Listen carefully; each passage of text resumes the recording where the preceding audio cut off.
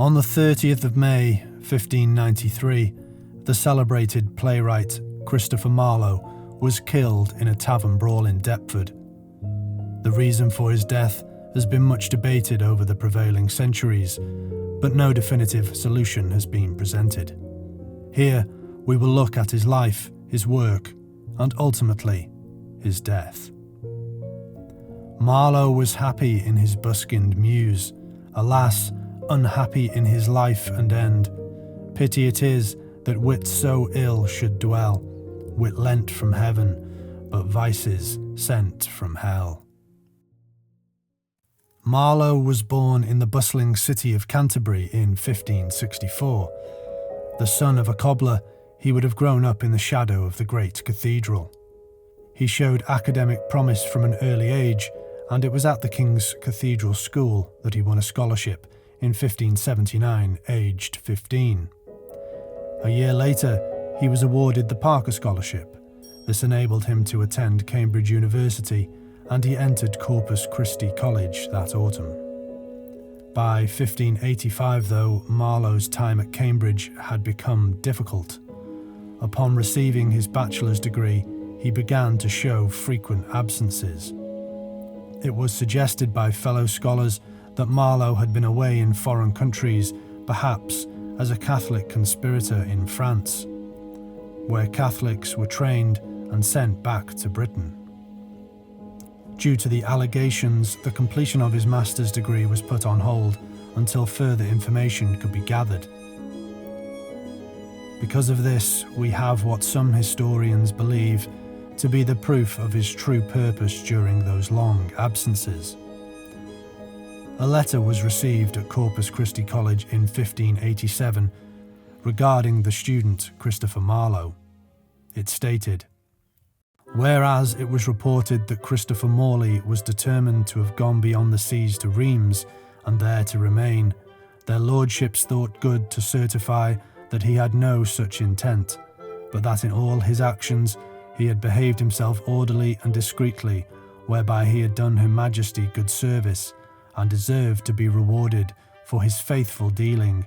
Their lordships' request was that the rumour thereof should be allayed by all possible means, and that he should be furthered in the degree he was to take at his next commencement, because it was not Her Majesty's pleasure that any employed as he had been in matters touching the benefit of his country should be defamed by those who are ignorant of the affairs he went about." This letter was signed by the members of the Privy Council, extremely powerful men who were closest to the Queen. This has been taken as evidence that Marlowe was an Elizabethan spy. The letter granted him his master's degree, and he promptly moved from Canterbury to London, where in 1587 his play Tamburlaine the Great was first performed on stage. The play awarded him instant acclaim in the capital, and his use of blank verse set the trend for future writers such as William Shakespeare. Despite his instant success on the stage, off it, trouble was never far away.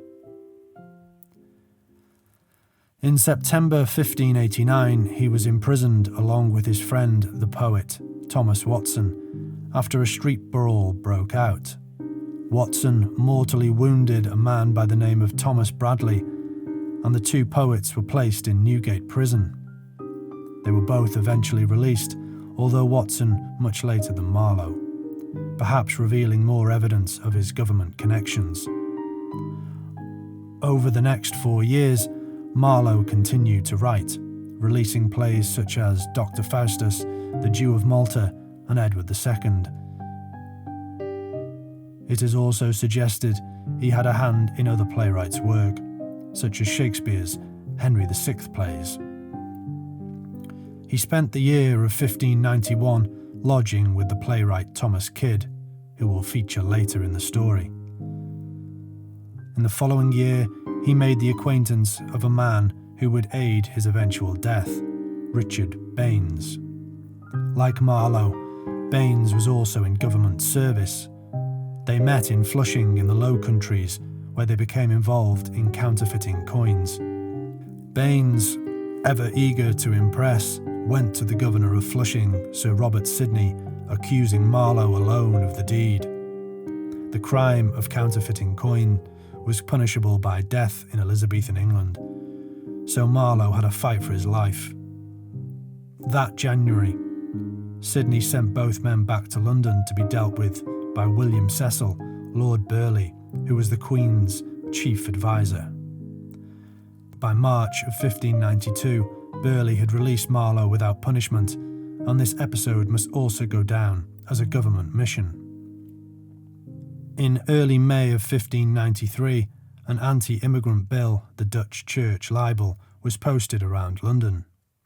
Written in iambic pentameter, it contained allusions to several of Marlowe's plays and was signed Tamburlaine. The following day, the Privy Council ordered the arrest of those responsible.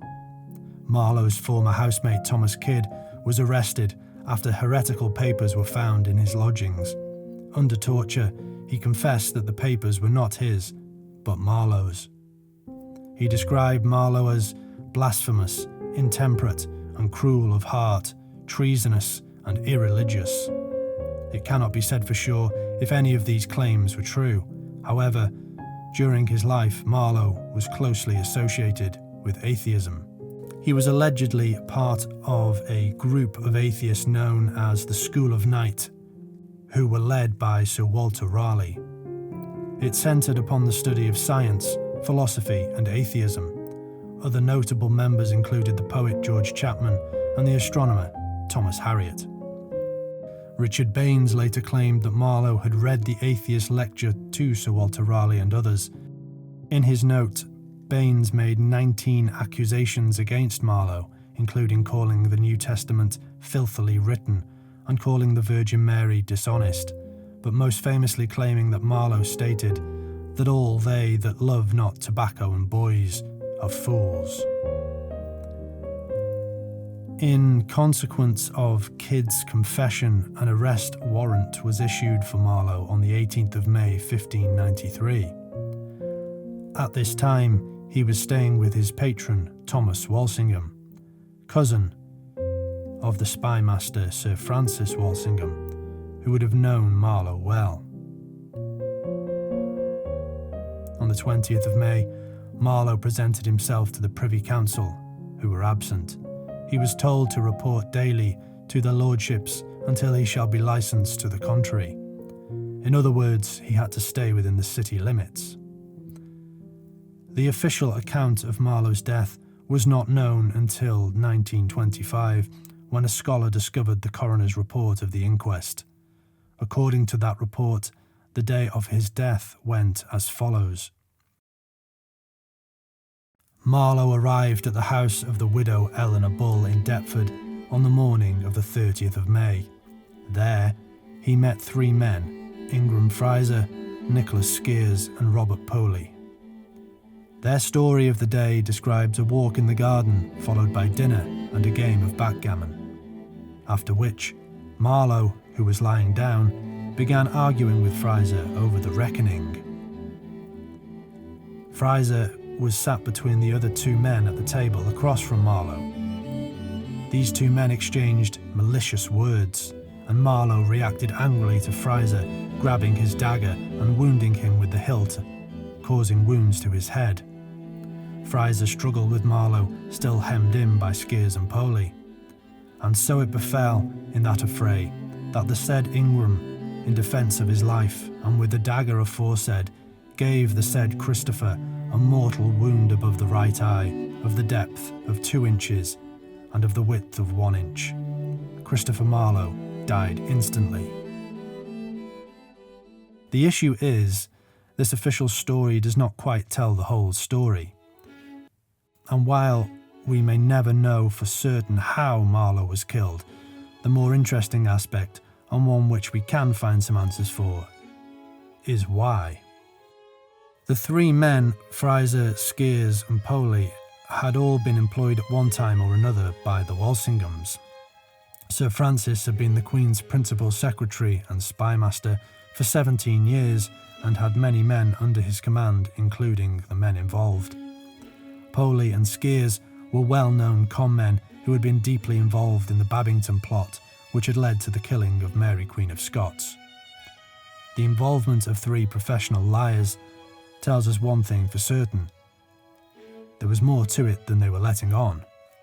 Perhaps the most intriguing aspect of it all are the accusations Marlowe faced in the lead-up to his death. He had been accused of atheism, Catholicism, called a blasphemer and a coiner. All of these were perhaps masks, a pretense to cover his true purpose as an intelligencer for the government. Elizabethan England had tens, if not hundreds, of these men, and Marlowe was but a small part in a larger system that kept the political world ticking over.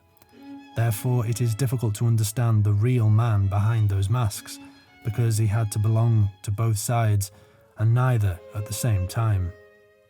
Alternatively, it is safe to say none of those accusations were true, and that his killing was not a direct result of these, but as a result of something else. And so we return to the 3 men who spent those last hours with him. Poley had been a senior figure in the intelligence of the Low Countries when Marlowe was found to be coining, and like Marlowe, was under the protection of the Cecils. Skeers, on the other hand, worked for the Earl of Essex, Robert Devereux, who was in direct competition with Robert Cecil for the role of spymaster after the death of Sir Francis Walsingham. Richard Bain's famous note can be seen as informing on Marlowe. It is, however, possible that Baines was telling the truth. Marlowe may have uttered the words he claimed, and it is equally as possible that Marlowe was himself lying if he did indeed utter those words. And here is where we get to the rub of the matter. It is almost impossible to know anything for certain due to the nature of the work Marlowe, Baines, Skeers, Poley and Fraser undertook. The likelihood that Marlowe was killed due to an argument over the bill at Mrs. Bull's place on the 30th of May is equal to the idea that Skeers, Poley and Fraser had arranged the meeting that day to murder the poet. Or perhaps they were given the orders to get information out of Marlowe that he refused to turn over, and an argument ensued, and the men killed him. Or was it all a ruse to help Marlowe escape to the continent to live out his days writing? We may never know. The only certainty we have is that Marlowe was, and still is, one of the finest literary talents the country has ever produced. His written work is still read and performed to this day, over 400 years after his death. He was buried in Deptford at the Church of St. Nicholas in an unmarked grave, where now a plaque lies, with a line from Marlowe's Doctor Faustus. Cut is the branch that might have grown full straight. Perhaps he never truly reached his potential, but he certainly left an enduring blot.